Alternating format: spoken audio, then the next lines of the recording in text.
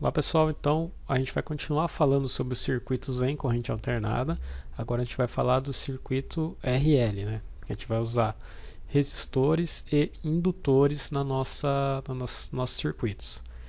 Então, basicamente a gente vai continuar utilizando aquela função de impedância, né? Trabalhando ela em retangular, onde R vai ser a resistência, XL aqui vai ter a ver com a indutância, né? Vai ser a parte da nossa impedância que tem a ver com o indutor, que é o XL que vai aparecer aqui. Então, o primeiro circuito que a gente vai trabalhar é o resistor e o indutor em série. Como que funciona? Então, a gente vai ter um circuito simples, composto de um resistor e um indutor. As correntes que vão passar e tensões nesse circuito são conforme a gente analisou lá, então vai ter uma defasagem entre a corrente total do circuito com a tensão total do circuito. Por quê? Porque a gente tem um componente de um indutor. E basicamente essa vai ser a nosso modelo aqui. Então, o primeiro circuito que a gente vai trabalhar é o circuito RL série. Então, nesse exemplo 1, como que a gente vai trabalhar com ele? A gente vai ter esse circuito, sendo que a nossa tensão do circuito total é 120 ângulo zero. Nosso XL vai ser igual a 30 ohms, então já foi dado direto o XL. Nosso R é 50 ohms e nossa frequência 60 Hz. Como que a gente acha o ZT inicialmente, na impedância total do circuito? Basicamente utilizando aquela fórmula lá. Então a gente vai fazer o que? Jogar o valor de R aqui, ó, 50 e mais J XL menos XC. Nós não temos XC no nosso circuito, porque nosso circuito é um RL, né? É o resistor indutor. Então essa parte da nossa equação fica zero, sobra só o XL. XL é o valor de 30 ohms.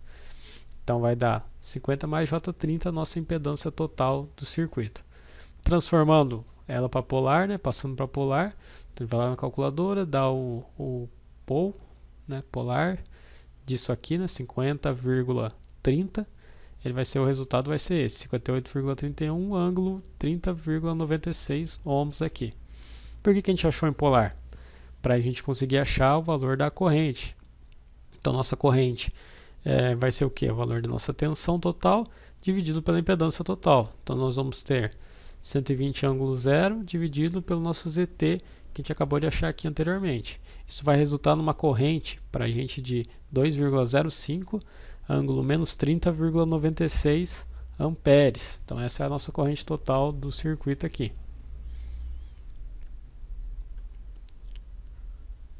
O que mais que falta achar? Falta a gente encontrar o valor das tensões. Então a gente tem uma tensão, uma queda de tensão aqui, ó, VR, em cima do resistor, e uma queda de tensão VL aqui em cima do indutor.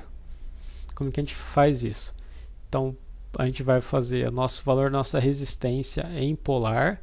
Então nossa resistência era de 50 ohms, então ela vai ser 50 ângulo zero, né? Transformando em polar, multiplicado pelo nosso valor da nossa corrente, que é 2,05 ângulo menos 30,96.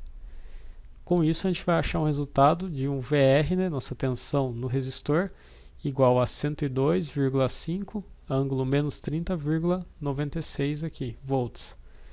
Esse vai ser o resultado do nosso equacionamento.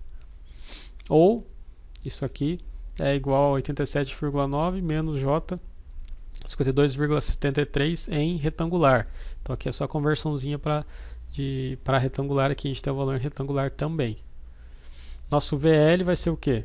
A gente vai pegar o nosso XL, o valor do nosso XL em polar. Então se a gente tem 30, né, o valor do nosso XL era 30 ohms. Então em polar, a gente vai pegar na calculadora e fazer polar, né, pol de 0,30. O resultado que vai dar na calculadora vai ser o que? 30 ângulo 90 graus. Perceba que quando a gente trabalhava com o capacitor, esse sinal era negativo. Agora com o indutor esse sinal fica positivo para o XL. É multiplicado pela nossa corrente aqui, 2,05 ângulo menos 30,96. Isso vai resultar num VL, numa tensão no nosso indutor de 61,5, ângulo 59,04 volts. Ou o equivalente retangular é esse aqui. Por que a gente calculou também os retangulares das tensões? Para a gente fazer aquela nossa prova real aqui, verificar se os nossos valores estão batendo. Então a gente tem o que? Esse primeiro valor e esse segundo valor. Então a gente vai jogar aqui, ó.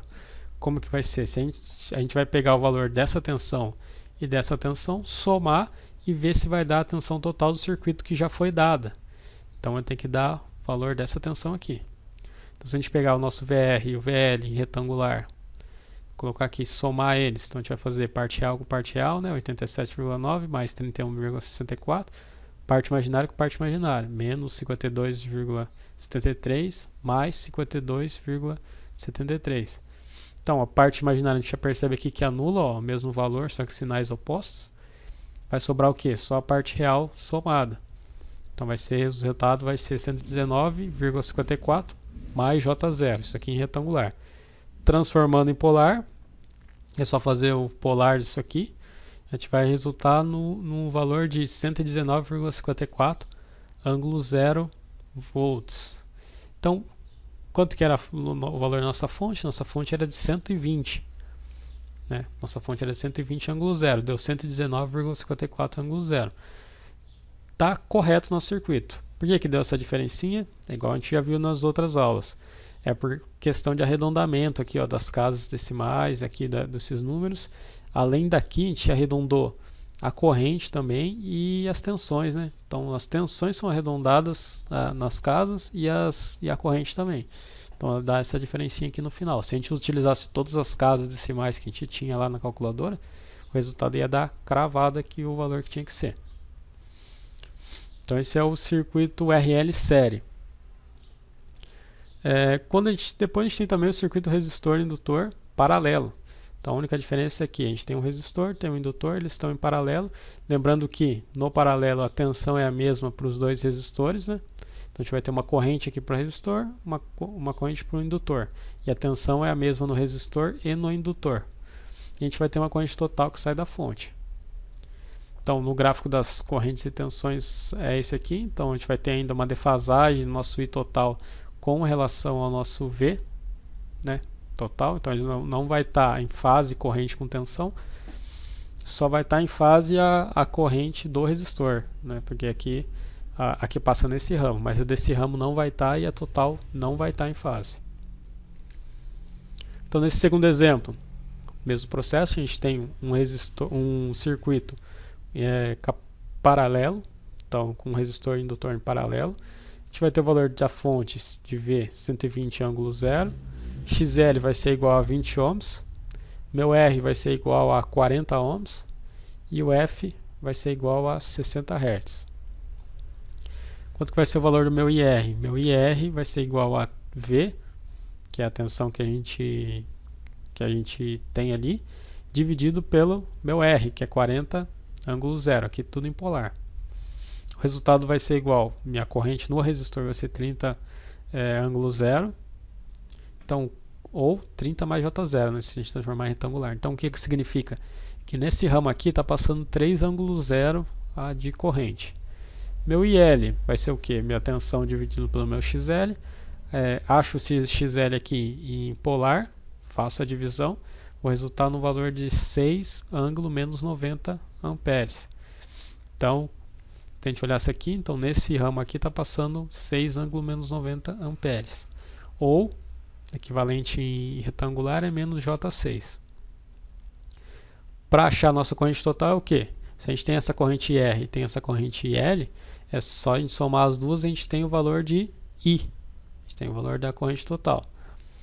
Então, nossa corrente total vai ser a soma das duas ali em retangular. Soma parte real com parte real, parte imaginária com parte imaginária. Nossa corrente vai ser 3 menos J6. Ou, o que vai ser? O resultado dessa equação vai ser 6,71 ângulo menos 63,43 amperes. Esse é o resultado do nosso número aqui. Nosso ZT vai ser o quê? Vai ser o valor de resultado vai ser 17,88, ângulo 63,43 ohms, ou se transformar em retangular, 8 mais J 15,99 ohms aqui. Então, com isso, o que a gente tem que lembrar do RL paralelo? É o mesmo caso do RC paralelo. A gente não consegue utilizar aquela equação lá de impedância total para jogar só os valores, porque como é um circuito paralelo, minha impedância não é daquela maneira que a gente vai calcular.